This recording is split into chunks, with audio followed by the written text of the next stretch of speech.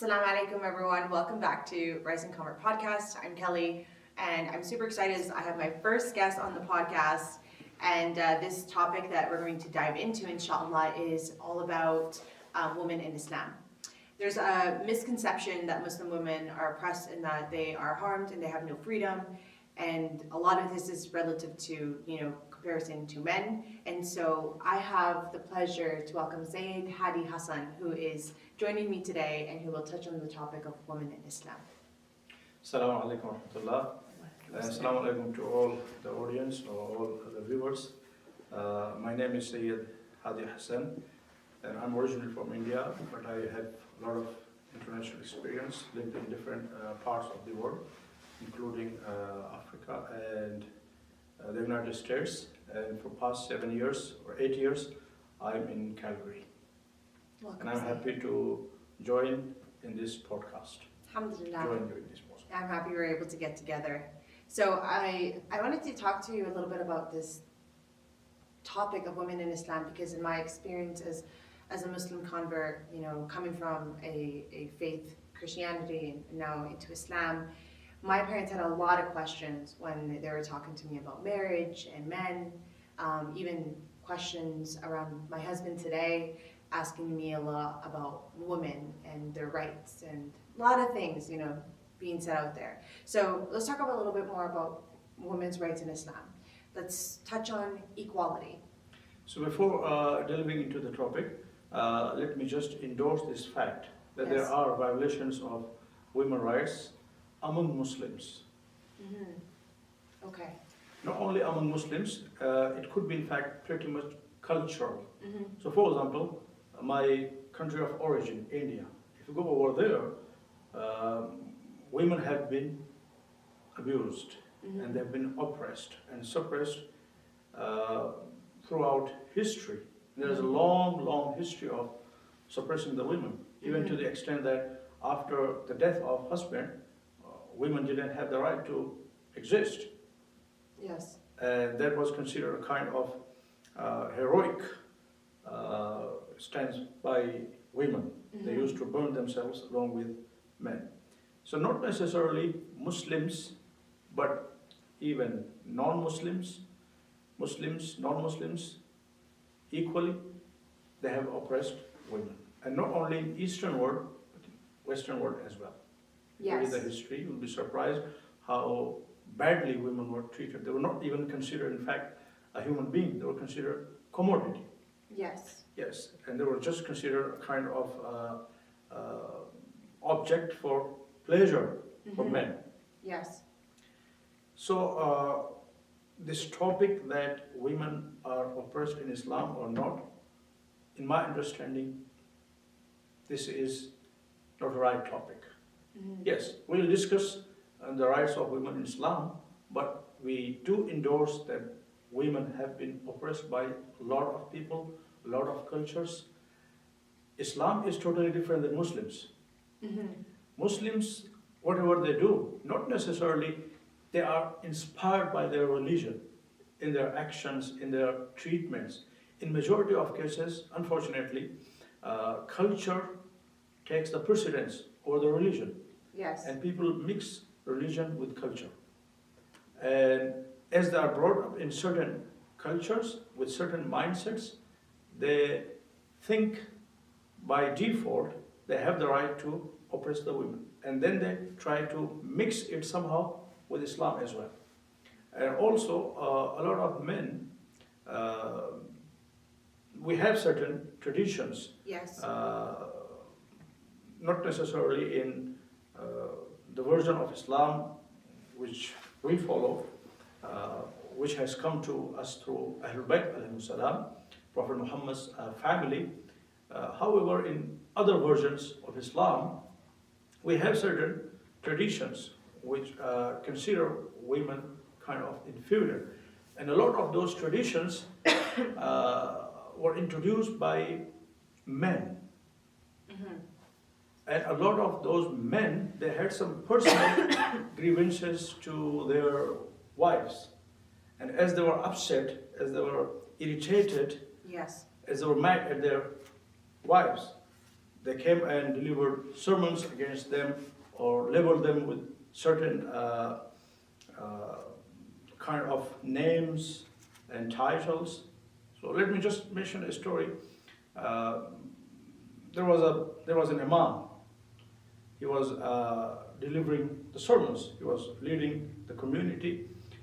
And one day, in fact, he did have issues in his family life, in his marital life.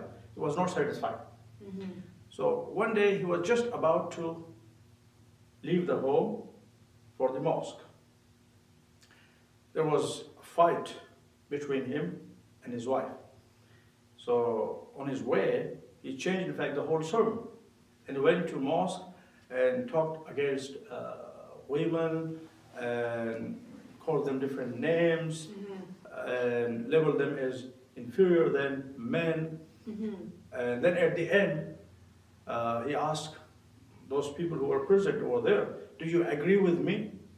Of course, they would agree with him because they liked him and they loved him and they listened to him for many, many years. And then at the end he said, those who agree with me, please stand up. So all the people stood except one person. And he asked the audience, you see, we all agree on this issue, that women are inferior than men, and they are so and so, except that one poor person. That person shouted, raised his hand and shouted, I could not stand because my wife broke my leg.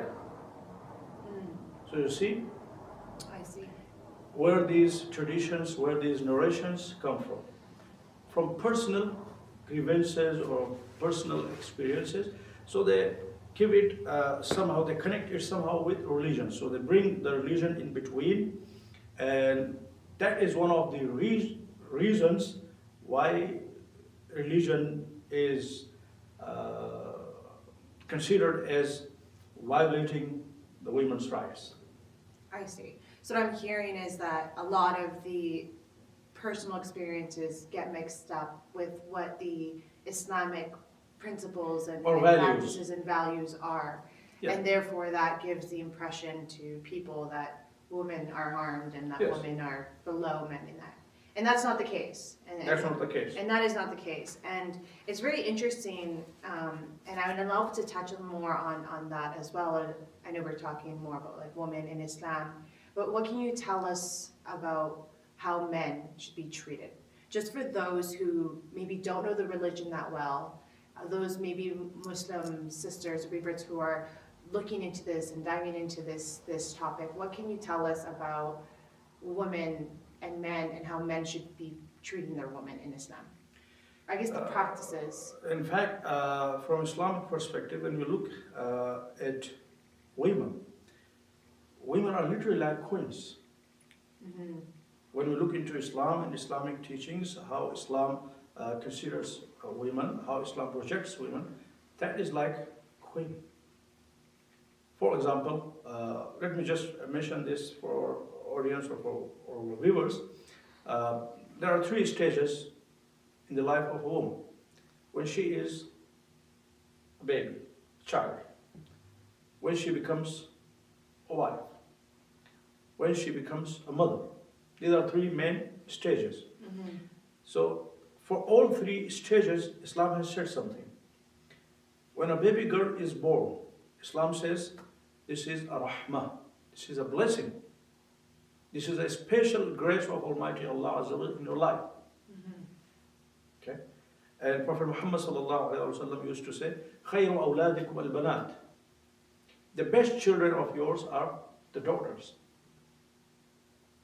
And he used to instruct his followers that when you go outside and you come to your home and purchase some gifts, you bring gifts for all your children, treat them equally. But when you start distributing gifts, share first with girls. Those are more delicate because they have stronger emotions. They require more attention. So even to that extent, Prophet Muhammad sallallahu alaihi wasallam has given us instructions. Right. So when they are girl, when they are born, when they are babies, when they are girl, they are a blessing for the whole family, entire word, in fact. Yeah. And when they are married, then Islam says,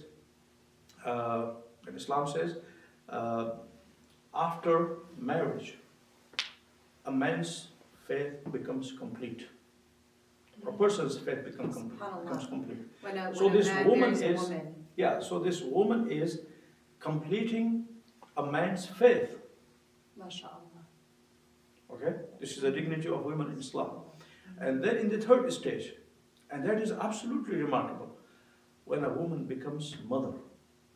Then what we have in Islam, I don't think that could be imagined in any other ideology. Prophet Muhammad sallallahu alaihi wasallam has been reported of saying this sentence, Al-Jannatu tahta aqdam al-ummahat. When a woman becomes mother, the Jannah, the paradise of her children, lies underneath her feet. Wow. So again, it's such a beautiful thing, because I think this is the things people overlook and don't see and don't fully understand. So if you were to, tell like a mother, someone who's new, again, looking into Islam and the woman, what a woman's, I don't know if role is the right word, but how would you, in short, describe, like, what is it, something that someone should look into when they read about it? What is something they should focus on? Like, for example, you touched on culture and religion, how we established it can get intertwined. Focus, for example, would it be like, should we focus less on the culture and focus more on learning more about the religion and Quran? Of course, and that is the right way to deal with this situation. So when we want to learn Islam, we should look into the teachings of Islam. Yes. Not at the Muslims. Yeah. Oh, yes. Muslims should be judged according to the teachings of Islam. Not Islam should be judged according to the behaviors of Muslims.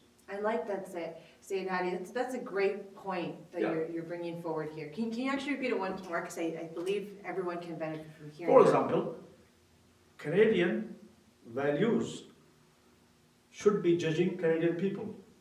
Not Canadian people should be looked and then their behaviors considered a judging point of Canadian values. In the same way, Muslims should be judged by the values and teachings of Islam. Not Islam should be judged by the demeanors or by the behaviors of Muslims. Yeah. For example, you mentioned the cultural aspect. So let me just add to that. There are a lot of forced marriages. Yes. In Muslim cultures. Yes. So I'm using the word Muslim cultures because these forced marriages are driven by their cultures, not by their religion. Yeah. If you want to take your religion, who will you go to? Quran or Prophet Muhammad sallallahu alaihi wasallam or Ahlul Bayt alayhi salam? Okay. So is there any verse in Quran which said that women should be forced to their marriages? No, actually, no. That's one of there the are rights. many verses about women. There is, in fact, a whole dedicated surah which is called Surah Nisa. Nisa, yes, chapter 4, right? Yes, the chapter of women.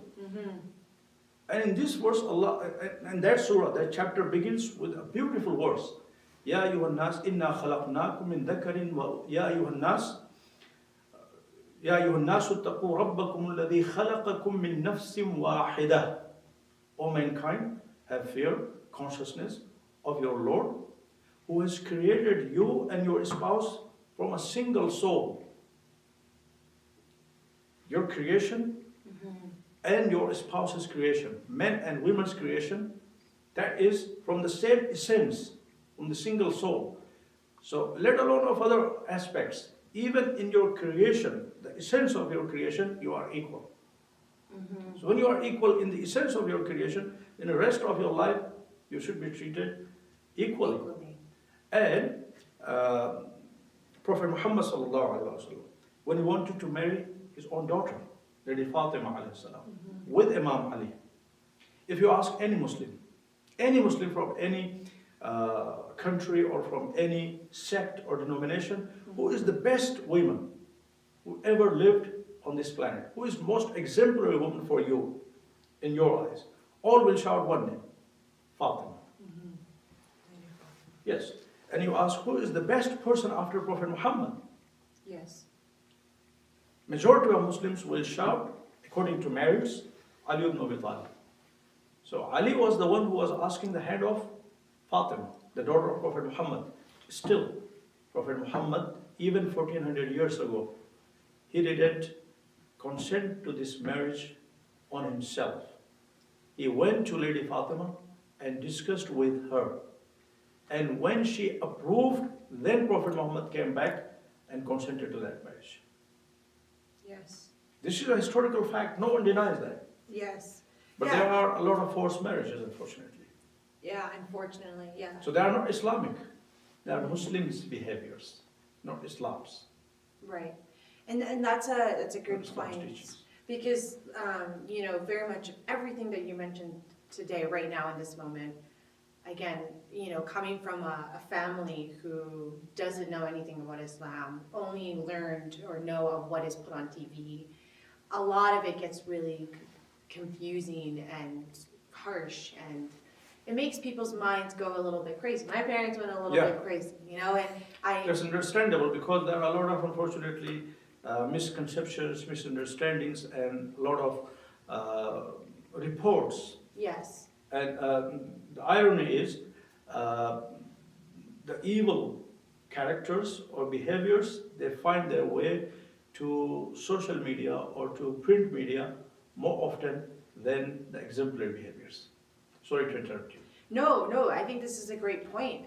And I just wanted to bring it kind of all back together because everything you've mentioned today really closes in on the fact that at the end of the day, sounds like if you want to focus in and if you really want to learn and understand women in Islam or what Islam brings overall, like the beautifulness of what it has to offer for a woman and a man, especially when we talk about marriage, it's just you close it all in. It sounds like and generally,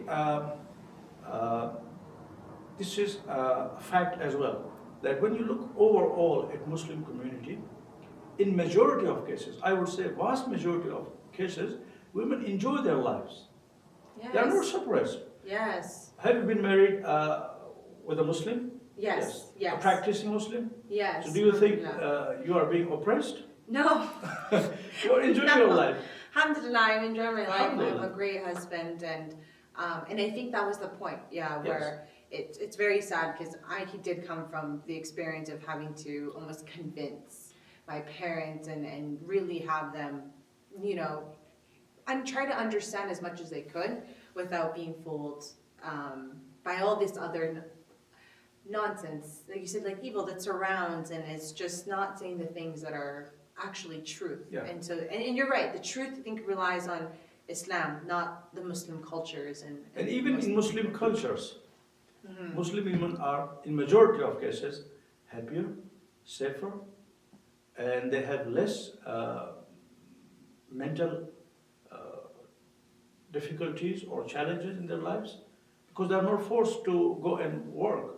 From Islamic perspective, women, in fact, they don't have any responsibilities other than the physical relationship with their husband and some other related responsibilities. Yes. They are not responsible to go and earn money. They are not responsible to take care of the children. They are not responsible to share the mortgage. They are not responsible to share the groceries. Right. They don't have any financial responsibilities. If they work, that is their choice. And no one can stop them if they want to work. Yes. And Allah says clearly, وَلَكُمْ مَا كَسَبْتُمْ وَلَهُنَّ مَا اكْتَسَبْنَ. If your wife is working, whatever you earn, that is yours. And she shares what is yours. But what is hers, you don't have the authority to have it. If she gives out of her own free will, that would be her choice. Yes. And this discussion is very detailed, I understand, but we don't have much time. Yes. I assume. Yes. So if you would like, I would love to conclude just by mentioning a beautiful hadith from Prophet Muhammad sallallahu alaihi wasallam. He used to say, خيركم خيركم لأهله وأنا خيركم لأهلي. The best among you, O Muslim Ummah, the best among you is the one who is the best to his wife. And I am best to my family. Thank you for sharing that with us, Hadi Hassan. I think this really concludes to, what we started off with, hopefully eliminating the fact that women don't have freedom, because I am an example of a woman who's sitting here and I feel like I have a lot of freedom, and I'm a married woman too. And one more last point, sorry to interrupt you. No, yes, please. Those rumors which are spread here and there on media, on social media, on YouTube, against women's rights in Islam. Let me just mention one point. If Islam was oppressive to women, then why majority of people who are embracing Islam, they are women? That's a great question, and that's a really good point. And this is a fact. This is that majority of people, it is established fact that Islam is the fastest growing religion. It is. Okay? Yes. And majority of those people who embrace Islam as their system of life, as their culture, they are women. It's true. This is very true. This is a great way to conclude this episode. Thank you everyone for listening. Thank you Sayyid Hadi Hassan for joining me today. InshaAllah, maybe we can do it again and have InshaAllah, we can continue even this topic. There are many ways to discuss this topic. Women's role in Islamic history, women's role in Karbala. Karbala nowadays we are commemorating the sacrifices of Imam Hussein and Lady Zainab. So how Lady Zainab has shaped Karbala, how Lady Zainab has protected Karbala. Women who are mentioned in Islam, their examples and the lessons, the morals that we can learn and we can share with the world from Quranic women, from Islamic women, and their contributions to human society, to Islam. So there are a lot of topics we can continue with. Yes, and dissect and dive into. And I think that would be awesome. InshaAllah, we can do it again. Thanks everyone for listening, and tune in. If you have any questions, comments, feel free to leave them, and I will get back to you as soon as I can.